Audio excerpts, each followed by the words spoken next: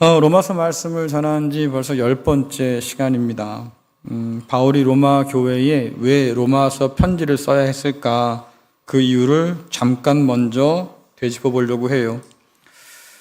바울은 당시 땅끝이라고 일컬었던 스페인 유럽 끝에 가서 선교하고 싶어 했습니다. 그것이 자기의 남은 모든 삶을 다 쏟아부을 마지막 사명처럼 여겼지요. 근데 그것까지 가려고 하면 누군가 자기를 파송해야 될 텐데 마침 로마에 교회가 있어서 그 로마 교회가 나를 파송해주면 좋겠다 이런 마음을 가지고 있던 것 같아요. 근데 문제가 생겼습니다. 들어보니까 유대 그리스도인들의 영향 아래 있던 로마 교회가 바울과 또 그가 전하는 복음에 대해서 많은 오해를 가지고 있다는 이야기가 들려와요. 그러니 그들이 오해를 풀지 않고 바울이 전한 복음을 이해하지 못하면 땅끝으로 가려고 했던 그의 선교 계획이 흔들리기 시작하는 거지요. 그래서 바울이 자기가 전한 복음은 이런 겁니다. 편지를 써서 로마 교회에 보내요. 그래서 로마 교회도 복음이 무엇인지를 바로 알아야 하고 또 그로 인해서 바울에 대한 오해도 풀어야 됐고 그럴 때 스페인 선교에 함께 동참할 수 있는 길이 열릴 테니까 바울이 지금 그 수고를 하고 있는 거죠. 우리가 읽었던 말씀들을 쭉 기억해 보면 하나님을 모르는 이방인의 죄에 대해서 바울이 이미 다루었습니다. 하나님을 알고자 하는 그런 증거들이 참 많음에도 불구하고 그들이 그 증거에 눈 감고 살았다. 하나님을 경외하지도 않고 감사치도 않고 오히려 하나님 대신에 우상들을 피조물을 우상처럼 하나님처럼 섬기는 그런 죄 가운데 빠져 있었다. 결국 그 죄에 대해서 하나님 판결은 심판이죠. 그들은 하나님의 진노 아래 있게 되었다. 이제 바울은 하나님을 안다고 했던 하나님을 모른다고 했던 이방인뿐만 아니라 이제는 하나님을 안다고 했던 유대인들의 죄에 대해서 지금 다루고 있어요. 바울이 보기에 유대인들은 그들이 받은 사명에 실패하고 있습니다. 하지만 정작 그들은 그것을 깨닫지 못하고 있는 게 문제인 거지요. 할례와 율법을 가졌다고 그래서 그것을 앞세워서 우리는 특권과 우월감을 가진 그런 백성이라고 자랑을 하지만 실상 바울이 볼 때는 혹은 복음으로 진단할 때는 이들도 하나님의 진노 아래 있는 이방인과 별반 다르지 않다는 결론에 이르러요. 차별 없이 우리가 행한 대로 심판하시는 그 정의의 하나님 앞에서 유대인들은 할례를 앞세우고 율법을 앞세워서 그 특권 뒤에 지금 숨고자 하지만 그러면 그럴수록 유대인들의 죄가 더 선명하게 드러날 뿐이다라고 하는 거죠. 물론 바울은 유대인들이 다른 이방인보다 하나님께 더 많은 복을 얻었던 것을 인정합니다. 하지만 마음의 할례가 없는 그래서 율법을 온전히 지키지도 못하는 그런 유대인들이 이방인과 비교해서 그렇게 나을 것이 없겠다라고 얘기하지요. 이것은 비난을 위한 비난이 아니에요. 왜냐하면 바울도 다메섹 도상에서 주님 만나기 전까지는 그가 지금 말하는 그 유대인들과 똑같은 생각을 가지고 살았거든요.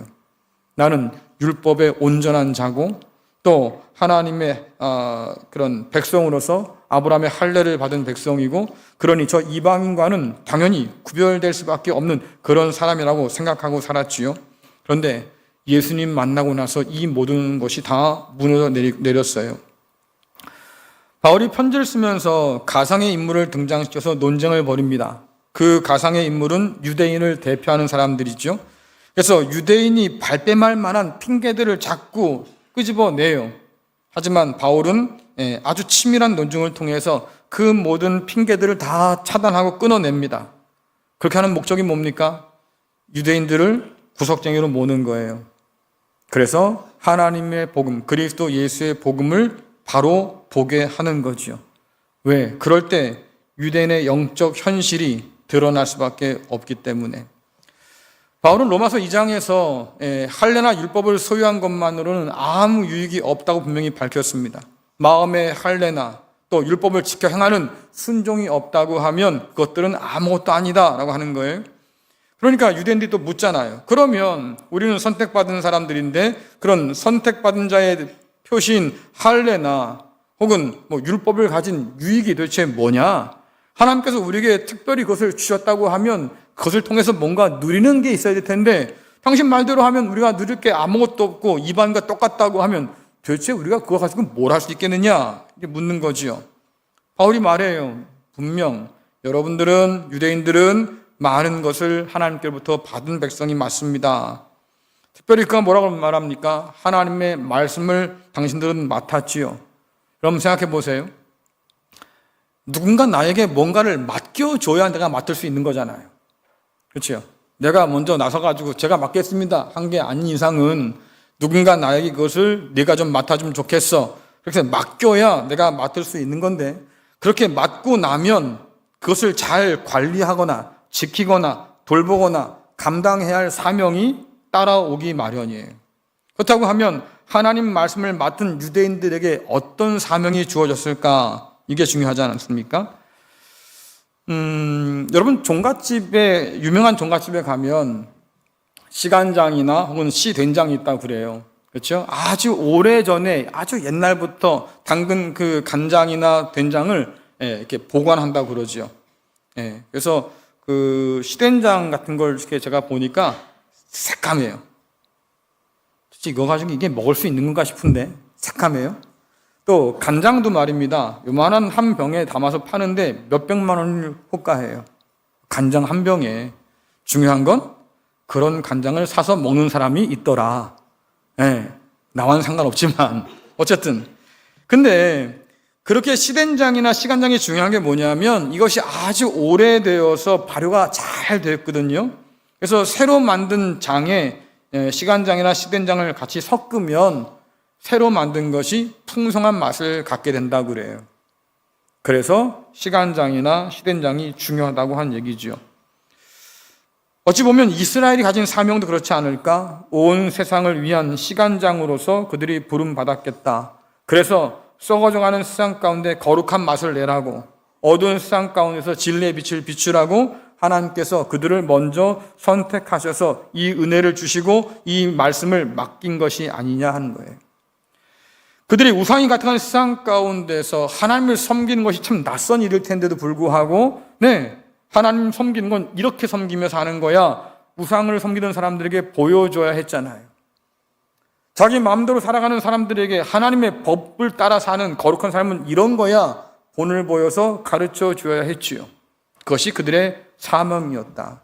하나님은 이스라엘을 통해서 세상에 있는 모든 백성들과 민족들을 하나님께로 부르고자 하는 큰 계획을 가지고 있었고, 그렇기 때문에 그들에게 말씀을 맡겨주신 건데 안타깝게도 그들이 실패해요.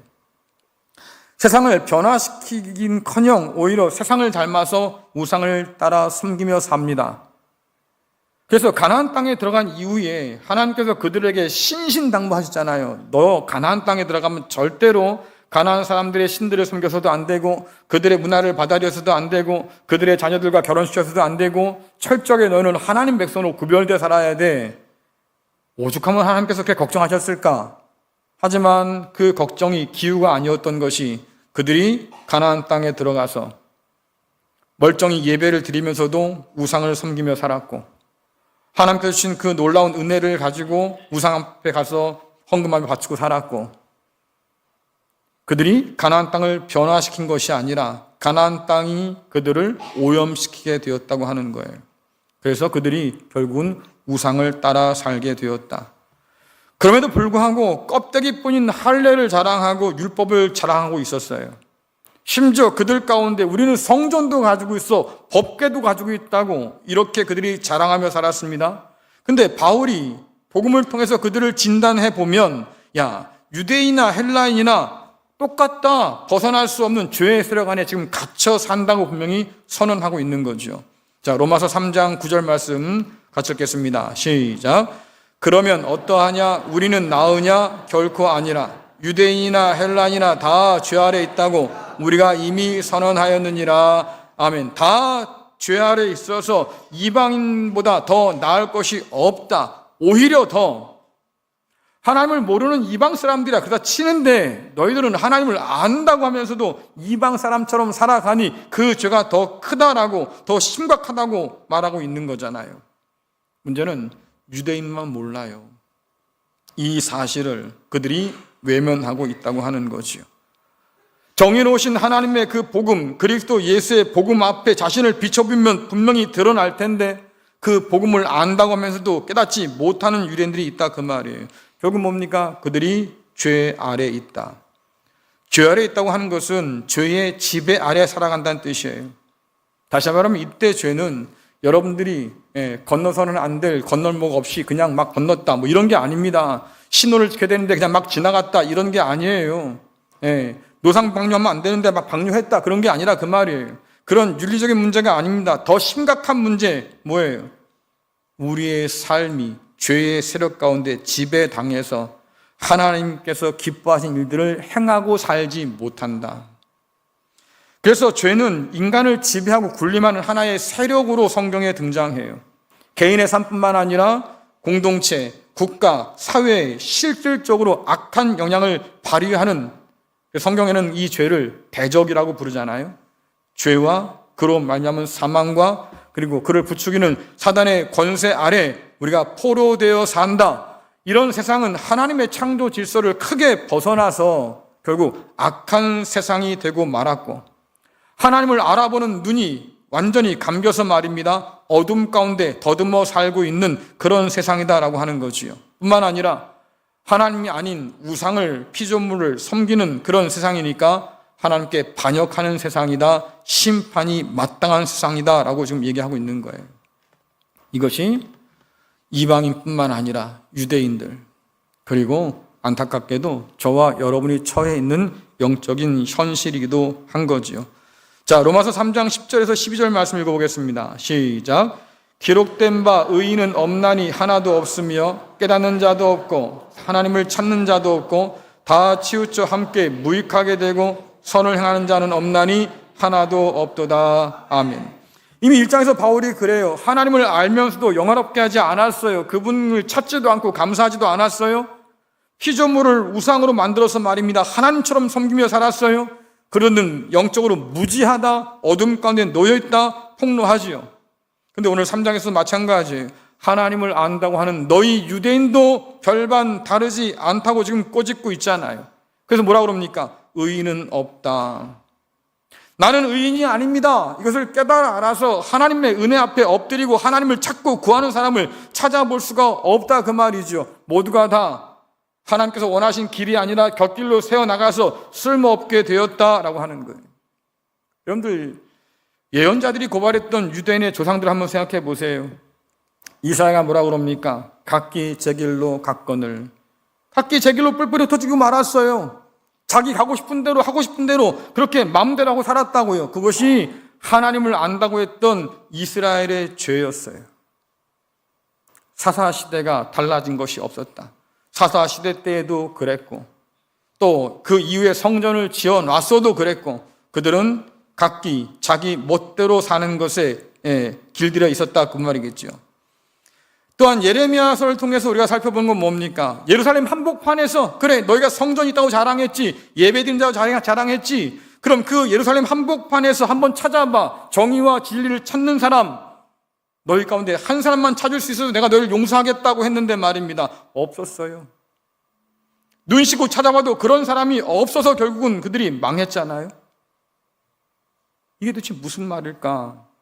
이방 사람 가운데서 하나님께서 사람을 찾는데 없다, 이해한다 그 말이에요. 왜? 그들은 하나님을 인정하지 못했고 알지도 못해서 그런 율법의 계시를 받은 사람도 아니니까.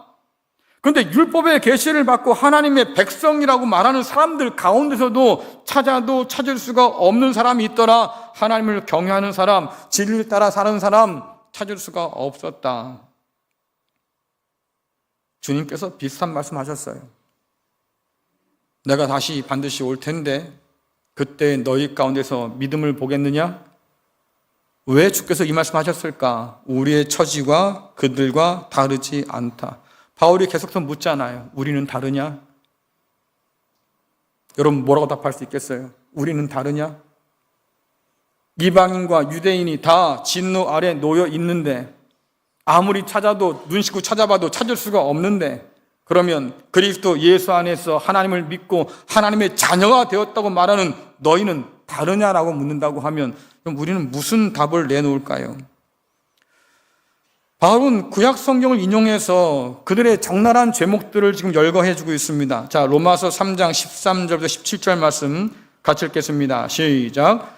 그들의 목구멍은 열린 무덤이요 그 혀로 속임을 일삼으며 그 입술에는 독사의 독이 있고 그 입에는 저주와 악독이 가득하고 그 발은 피 흘리는 데 빠른지라 파멸과 고생이 그 길에 있어 평강의 길을 알지 못하였고. 아멘. 여러분들 이 목록을 읽을 때 얼굴에 미소를 방긋 지으면서, 그렇죠? 예. 그러면서 누군가를 향해서 그들은 목구멍이 열린 무덤 같아. 그렇죠? 혀에는 속임이 가득해. 입술에는 독사의 독이 있어. 내가 아니라 그들이 그렇다고. 그래서 그들은 심판받을 거야. 멸망받을 거야. 내가 아니라 그들이 그렇다고. 여러분, 이렇게 읽을 수 있을까요? 이것이 나와는 상관없어서 이런 일을 하는 사람들이 당연히 심판받겠지. 하지만 나는 예외라니까 이런 마음으로 읽을 수 있겠냐 그 말이에요. 그러니 이런 죄의 목록들을 읽다 보면 마음이 무거워져요. 왜? 내 속의 것을 다 드러낸 것 같다 그 말이에요. 이 목록들이 말에서 행동으로 이어지는 죄의 확장을 한번 살펴보세요. 열린 무덤 같은 목구멍, 사람을 속이는 혀, 독사의 독을 품은 입술, 저주로 가득한 입. 어른들이 그래요. 입이 문제야, 입이 화야. 그렇죠? 조금 더 심하게 말하면 주둥이가 문제야.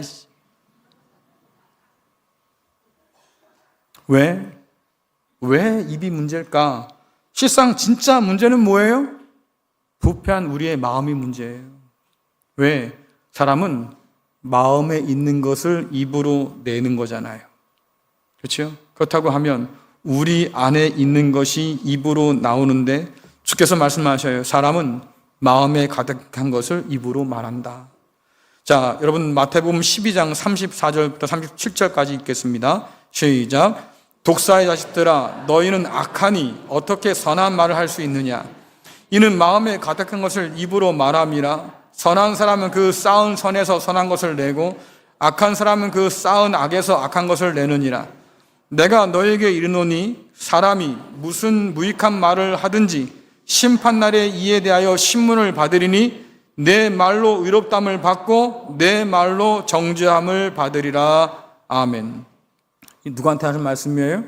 당시에 바리새인과 제사장들과 서기관들과 율법사들에게 했던 말씀이에요. 그들은 종교적으로 거룩한 말을 하는 사람들이에요. 말끝마다 은혜가 넘치는 사람들이에요. 하나님을 섬긴다고 했던 사람들이니까 얼마나 그들이 종교적인 이야기들을 많이 꺼냈겠습니까? 근데 주께서 말씀하십니다. 너희는 독사의 자식들이야. 왜? 그 입에 독이 가득하거든요. 속이는 말들이 가득하거든요.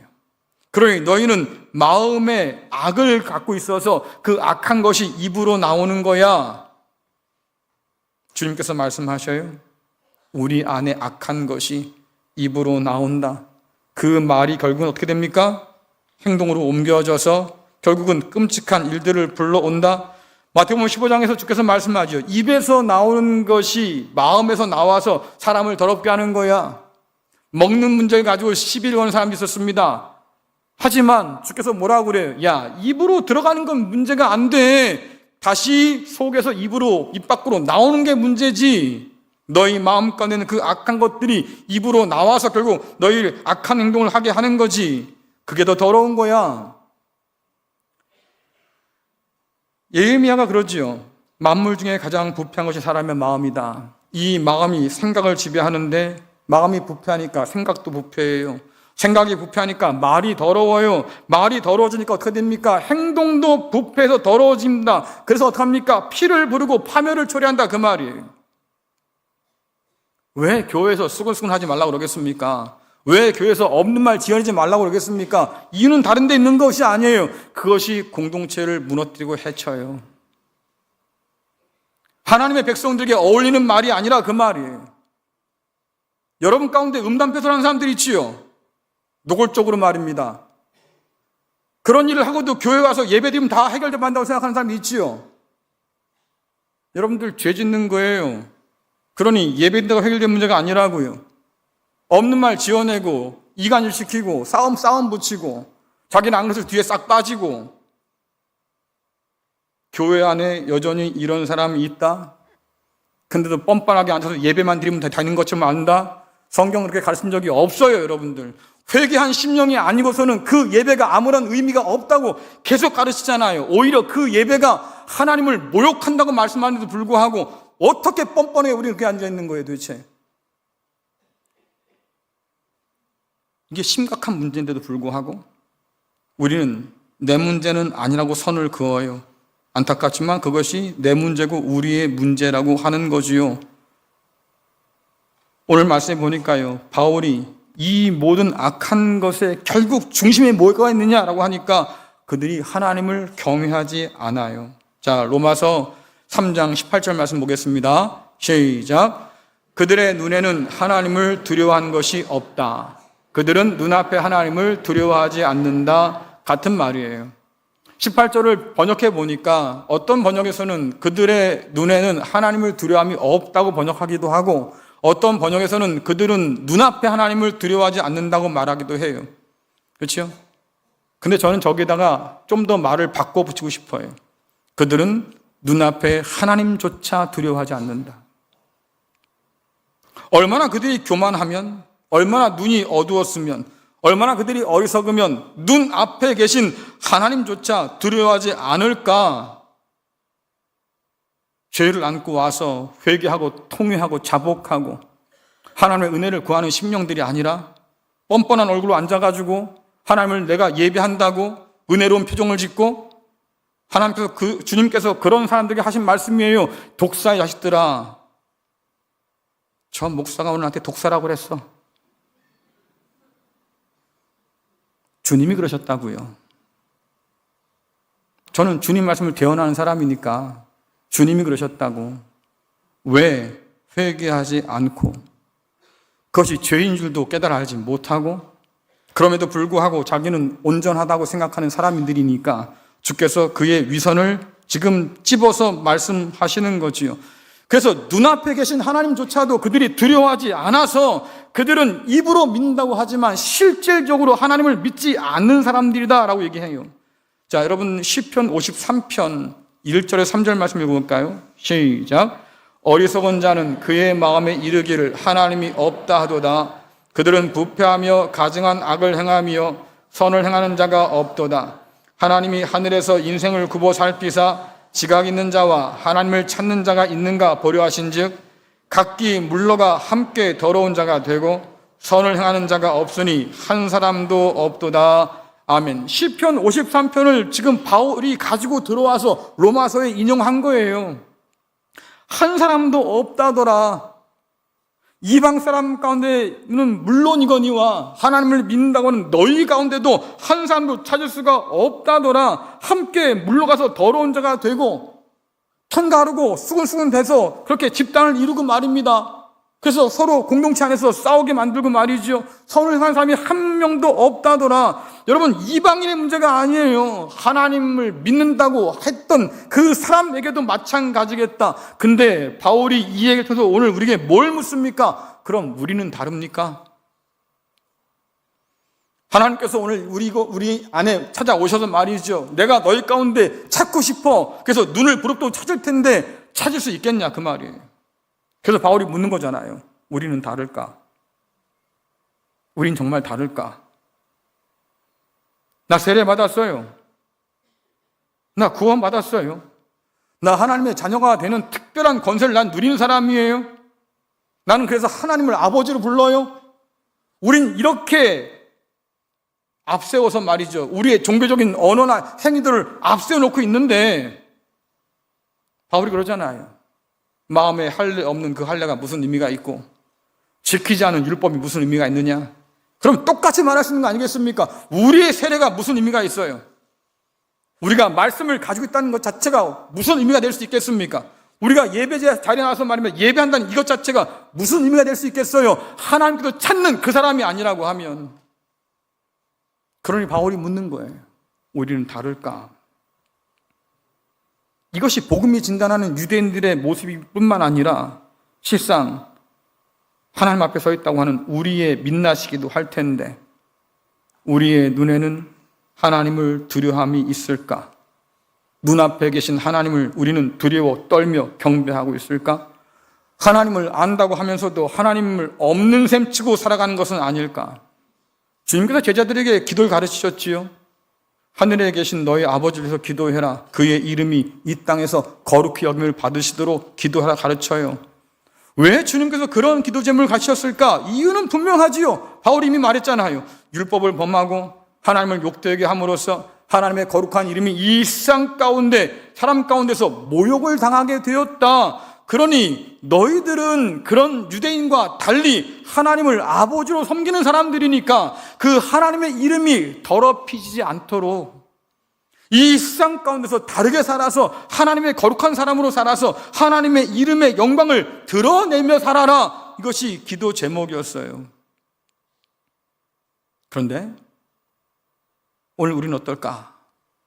또다시 묻지요. 너희는 다르냐?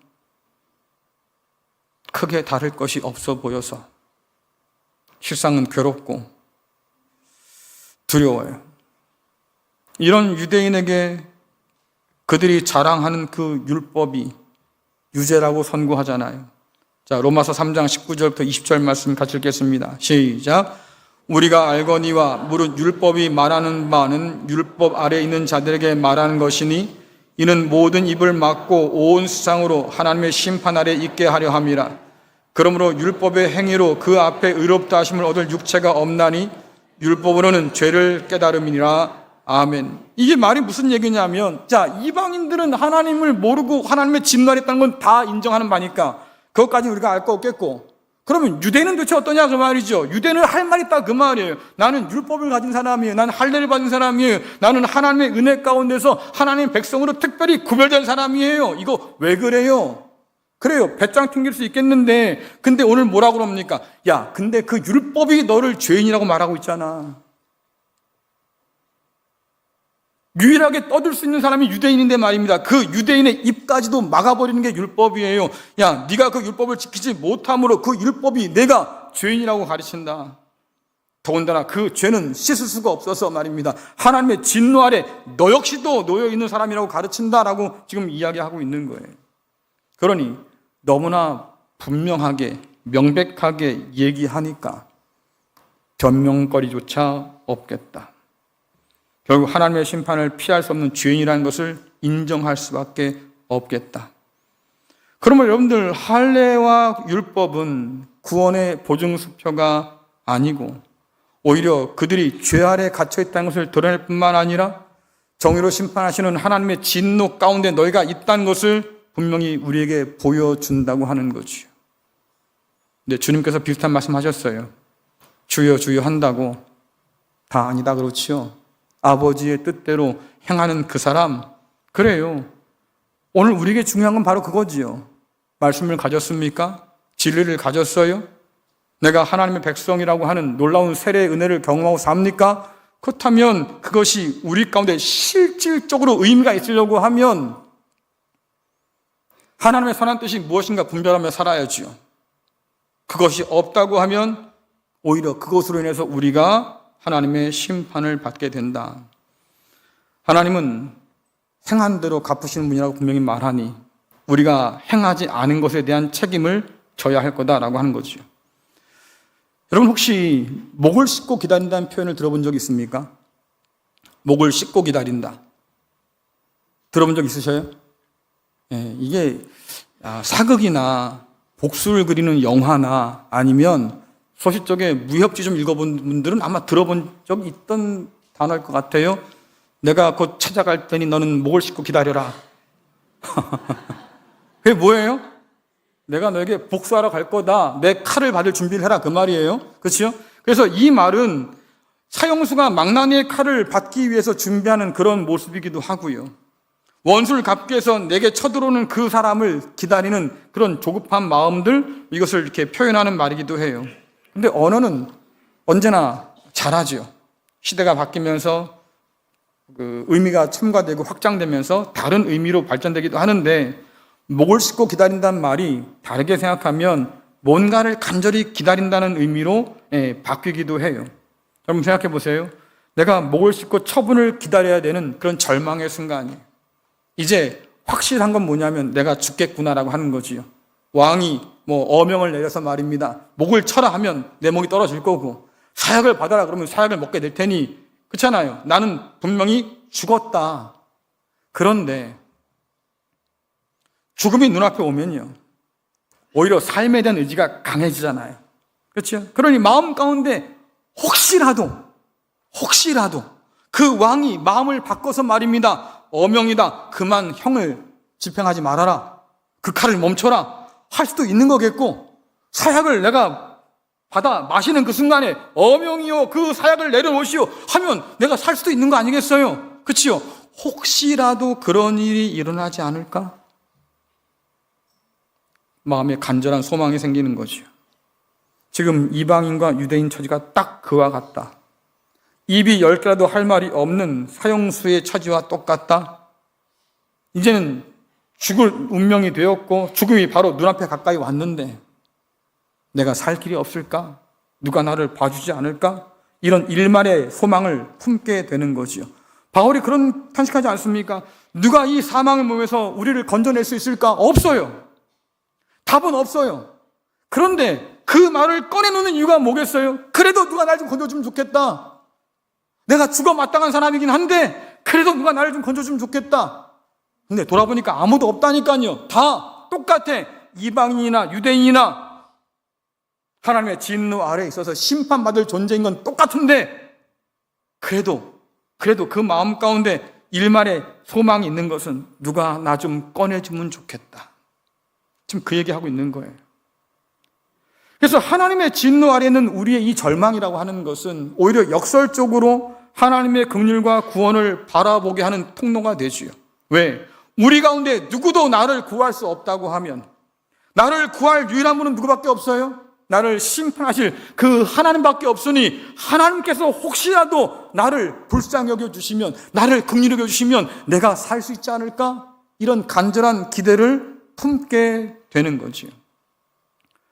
구약의 요엘 선지자가 이 절박한 소망을 이렇게 노래합니다. 자, 요엘서 2장 12절부터 14절 말씀 읽어보겠습니다. 시작. 여호와의 말씀에 너희는 이제라도 금식하고 울며 애통하고 마음을 다하여 내게로 돌아오라 하셨나니, 너희는 옷을 찢지 말고 마음을 찢고 너희 하나님 여호와께로 돌아올지어다.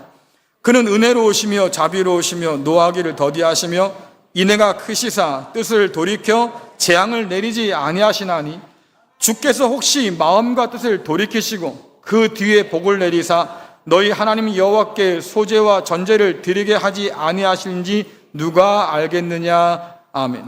요엘서 요 바로 앞에 보면 무슨 말씀이 있냐면, 하나님의 심판의 날이 다가온다. 여호와의 날이 다가온다. 모든 악한 자가 다 그 칼날에 심판당해 죽음을 당할 것이다. 아주 끔찍한 이야기를 늘어놔요. 그러면서 그 뒤에 이어서 하는 말이 뭐냐면, 그러니 너희들은 이제라도 금식하고 돌아와라 말이지요. 누가 아냐 하나님이 너희를 건져주실지. 왜? 심판의 그 하나님이시지만 그러나 그분은 은혜로운 분이고 자비로운 분이고 노하기를 더디하신 분이셔서, 잠깐만요, 아니 좀 전까지만 해도 심판하시는 분이라며, 칼을 들고 휘두르는 분이라며, 근데 어떻게 그분이 은혜롭다고 말할 수 있을까? 여러분, 종종 우리가 잊어버리는 게 뭡니까? 하나님이 심판에 아주 그냥 입맛 맞들여서 말입니다, 그냥 마구 심판한 분인 줄 알아요. 근데 성경은 뭐라고 그러냐면, 하나님의 심판은 아주 오래오래 참다가 하시는 심판이에요. 그렇죠? 그 심판도 즐겁고 기쁜 마음을 하시는 것이 아니라 마음 가운데 탄식하며 눈물 가운데 그 심판을 하신다고 그래요. 성경의 호세아서 보십시오. 이스라엘 백성에게 하나님께서 뭐라고 말씀하십니까? 돌아와. 예언자를 보냅니다. 돌아와라. 내가 널 사할 거야. 용서해 줄게. 돌아와라. 말 안 들어요. 예언자 죽여요. 그럼 또 다른 예언자를 보내요. 제발 내게 돌아와라. 살아라. 그렇게 하나님께서 인내하시고 백성들을 구원하기 위해서 애를 쓰시는데 매번마다 매몰차게 거절당하거든요. 그러니 어떡합니까? 더는 미룰 수 없는 심판이 다가와서 그 백성을 심판하고자 하시는데 하나님 마음이 기쁘지가 않아요. 하나님 마음이 슬퍼요. 내가 너를 어떻게 놓을 수 있을까? 내가 너를 어떻게 버릴 수 있을까? 하나님의 마음 가운데 그런 미련이 납니다. 그 말이 왜 그럴까? 하나님은 은혜로우신 분이시니까 그 은혜를 거절하고 끝까지 고집부렸던 그 백성의 심판하긴 하시지만 그 마음이 괴롭다 그 말이.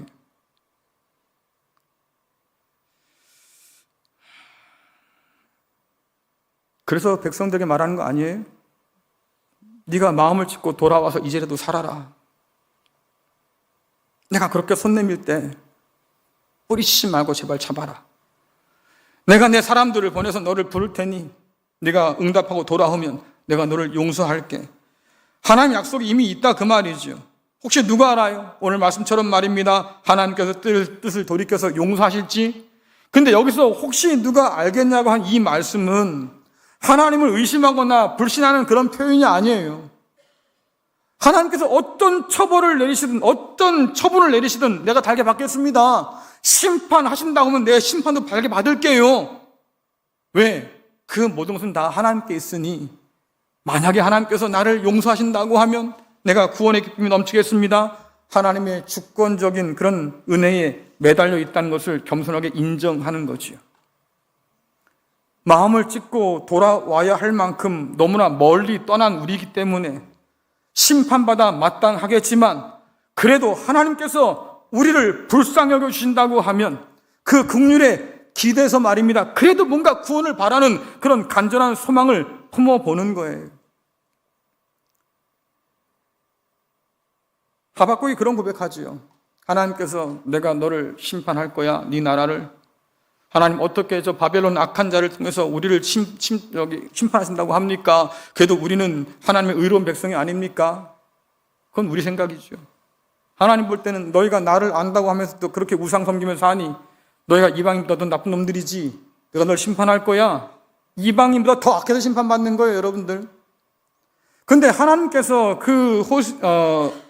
하박국에게 하나님의 계획을 말씀해 주시죠. 그렇게 심판한 이후에 내가 너희를 남겨서 다시 회복시킬 거야.